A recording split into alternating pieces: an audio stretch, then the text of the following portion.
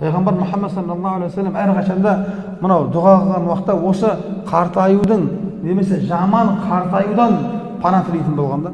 Жаман қартаю. Бұл жас кезде білінбейді. Жас кезде бойдақ болсаң, барлық үй саған ашып, бір орынға немесе бір адамға орын табылады да. Жас болсаң, күш қуатың бар, әйеліңмен бірге жұмыс істейсің, қызмет жасайсың.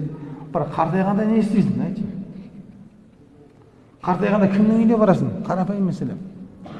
Құрдастарың, немесе сенің жасында жүрген, немесе құрбыларың өмірден өтіп кеткен, немесе олардың жағдайы мәз емес, қайда барасың? Сол үшін құрметті ағайын, айтқым келіп тұрған мәселе отбасыға қатты көңіл бөліңіздер. Отбасы мына өмірде біздің ең қымбат дүниеміз, соны біліңіздер. Бала-шаға ең қымбат дүние. Мынау кейбір кісілер өзінің перзенті жайында арызданады. Ұлы жайында, қызы жайында тілімді алмайды, көңіліме қарамайды, дөрекі сөйлейді, сөз қайтарады, кейде қол көтереді дейтін жайттарды кейде естеміз да. Бұның бәрі қайдан келіп шығады білеміз бе, құрметті ағайын? Сол уақытында дер кезінде көңіл бөлінбегендіктің себебінен шығады бұның барлығы. Отбасының ойламағандықтың себебінен осындай мәселелер туындайды екен, құрметті ағайын.